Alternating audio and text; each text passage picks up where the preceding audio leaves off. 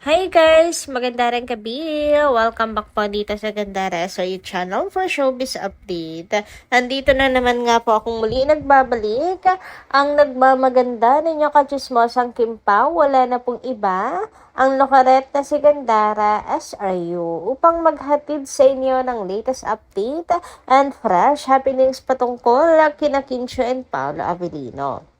And para nga sa gabing ito, ang pag-uusapan po natin ay may kinalaman dito sa soko ng mga fans kay Kimi. Kagustuhan na malaman ang katotohanan sa patayland ni Kim Chiu. So, bukod po sa pa-vlog ni Chinita Princess na mukhang isusoko muli yan ng mga fans. Sigurado yan, imposibleng wala pong pag zoom in, zoom out yan. Charata, ayun nga, ibabahagi natin ang ilan sa napansin ng mga fans. Pero bago po ang lahat ng yan, sa mga hindi pa nakaka-subscribe sa ating channel, pakiclick lang po tayo na ating subscribe button at notification bell na rin sa baba upang kayo maging updated at ma-notify po tuwing may bago tayong chika at balita hinggil sa Kim Pao.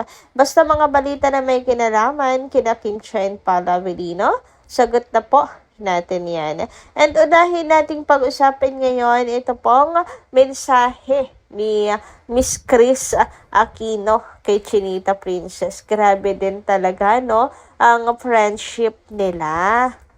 At saka walang politika sa between them, and hindi rin na-issue si Kim na malapit po siya kay Miss Kris. Basta alam naman nila yon, may pinagsamahan po yung dalawa, and hanggang ngayon talagang love nila ang isa't isa. So ang sarap lang basahin ng I love you ni Miss Kris Aquino po kay Chinita Princess.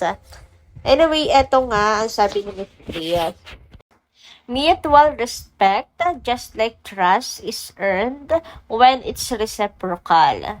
This business venture is something I find to be a perfect match.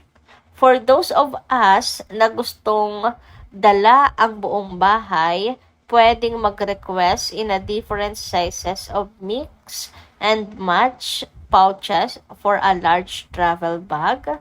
I saw the bags during your Cebu pop-up and they said, gamot ko palang hindi na kasya. The colors were so happy and the quality was excellent. I love you forever. See you soon. So, for the support si Miss Kris sa business ni Kimi. At the same time, gusto niya yung quality ng bag ni Chinita Princess. Yung sa House of Little Bunnies, yung colors, ayan, gustong-gusto niya. Meaning, isang Kris Aquino, magustuhan yung quality. Ay, iba talaga ang quality ng bags. So, mukhang may request lang si Miss Kris or sadyang hindi lang tayo magaling mag-interpret. Pero medyo maliit para sa kanya. So request siguro niya ng mas malaking bag. Huwag kang mag-alala, Miss Kris. For sure niyan ay merong bag si Kim Chiu for you. Samantala, dumako naman tayo dito sa Kim Pao World Tour na talaga naman pong super excited na ang mga fans. Sabi nga dito, Kim Pao World Tour is a dream come true and an answered prayer for me as a fan. Pangarap ko to for them. Imagine they will be celebrating 20 years in showbiz this year. And then the tour is happening on April. Wow! Ang saya! Please isama nyo po ang Manila kahit last na kami. Ayan na nga, totoo no? Magto 20 years na po in showbiz industry sina Kim and Paolo, both of them. Tapos mayroon pang pa-world tour. Sakto pa po, na birth month din yan ni Chinita Princess. April, di ba? Ay nako, sobrang saya. Talagang pangarap to ng lahat. As in, yun nga lang medyo sad yung iba na parang, hindi daw kasama. Yung naunang chika, hindi kasama ang Pilipinas. Why naman? Huwag niyong kalimutan ang Pilipinas. Mas marami, kumbaga karamihan ng mga fans nandito. Marami talaga. ang malulungkot din. Or maybe kaya hindi kasama ang Pinas kasi magmumukhang promo lang ang gagawin nila Kim and Paolo meet and greet. Pero ayun, malulungkot yung iba kasi syempre, 'di ba, karamihan naman ng mga fans nandito sa Pinas. Marami din po sa ibang bansa na maganda rin na kanila pong maabot bawat sulok kung nasaan ang mga Kim Pao fans. Pero malay nyo lang naman, hindi pa final, 'di ba? And kasama po ang Pinas, kasama ang kakalimutan pa ba naman, Pilipinas pa ba naman ang kakalimutan nila, 'di ba? Anyway, ayan, eto na nga ang kinaanuhan po ng mga fans, ikinatutuwa na isa pang magandang balita ang tungkol po sa The Alibay. O di ba kahit po talaga sina Kim and Paolo ay napakaganda ng pasok ng February. So, ang The Alibay ay talagang mapapanood na po sa Free TV. Tatlo sa mga paborito niyong kapamilya love teams naaabangan nyo this 2026. Ang maganda ay uncut daw po. Yes, 'di ba yung sa po, nagbayad-bayad pa tayo tapos may mga cut din naman, masyadong pinaikli. Pero dito sa Free TV, ang The Alibay po ay uncut daw. So, abangan pa rin natin 'yan. Syempre gusto po natin makita yung buong teleserye, yung walang cut. Sure na mas ma-appreciate po natin ang The Alibay. Although, ang galing naman ng editing, di ba, na po nila nahabol, or napagtagpi-tagpi naman, pero mas maganda pa rin talaga yung buo. So, ayan, ang people superstars na sina Kim Chiu and Paolo Avellino or Kim Pao, balik teleserye na para sa uncut version ng The Alibay na malapit nyo nang mapanood sa Kapamilya Online Live, KC, sa All TV 2 at A to Z. So marami pa, meron pang dalawang dalawang love team na binanggit, pero dito lang tayo focus sa ating syempre people's superstar Kim Chiu and Paolo Avellino. So talaga, nakakataba ng puso.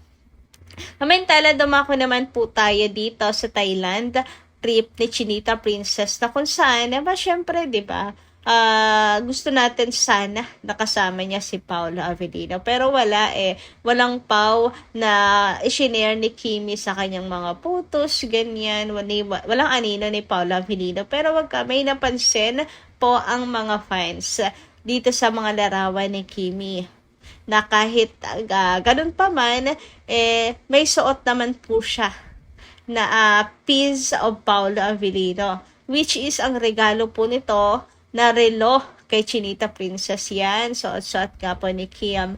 Watch is everything. Diba? Na sumisimbolo rin po yan na bawat oras ay kasama mo ako. Hoy, mga ganun bagay naman talaga paka-OA. Pero wag ka, diba? Corny man, OA man, pero wala ito yung nakakapagpasaya sa mga seniors natin, nakakapagpasaya sa mga Kim Pao fans talaga. Mababaw naman ang kaligayahan ng mga fans, 'di ba? Yung mga ganitong bagay, isang malaking patunay na rin 'yan na talagang sina Kim and Paolo ay matibay pa sa hindi lang matibay na ini-imagine ng mga bashers. Samantala, narito naman po ang ilang mga komento na ating taga-subaybay hinggil sa mga previous updates.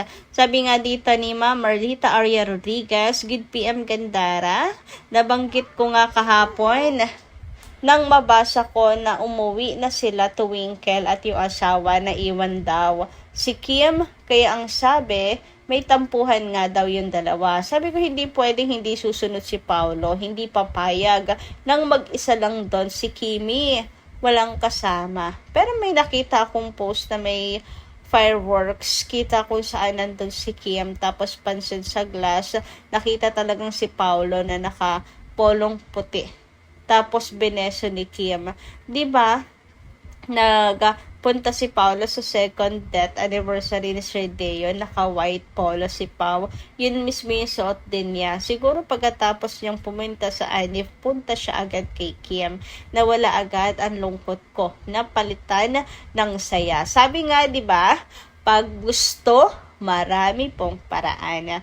Yan, ganyan po sila. Walang kapaguran para po sa isa't isa. Uy, kaya kahit pwede pong mangyari yun. Maari yun, Ma'am Merlita, na after po niya pumunta sa second death anniversary ni Sir Dea, umattend lang siya, dumiretso na siya para puntahan si Kimi. Pwede po yun. Anyway, sabi naman ni Kitty Bells, totoo Gandara. Totoo ka, Gandara. Mas nakakabuti kasi yan, wag nang mamanggit si Kim or idikit pangalan niya kay Kim dahil sigurado ako maaapektuhan pa rin ang project niya dahil project niya na dinedirect niya. Patunayan niya na tumayo sa sarili niyang mga paa. Yes, true yun yung sinabi ko, di ba, na kung meron siyang ide-direct, meron siyang project, patunayan niya na kaya niyang tumayo sa sarili niyang paa without mentioning Kim Chu na every time na may ipopromote, kailangang banggitin si Kim. Bakit? Si Kim ba pag may pinopromote, binabanggit siya? Hindi naman, di ba? Kaya sana tigilan na po nila yan. Magtiwala sila sa skill ni Sian na kaya niyang i-direct at pasikatin yung kanyang dinidirect. Basta kaya niyang lumago sa pinili niyang landas nang wala si Kim Chu. So, yun lang po muna yung ating update. Maraming salamat po guys sa inyong pakikinig. Kita kasi po muli sa mga susunod natin chika. Maraming po salamat.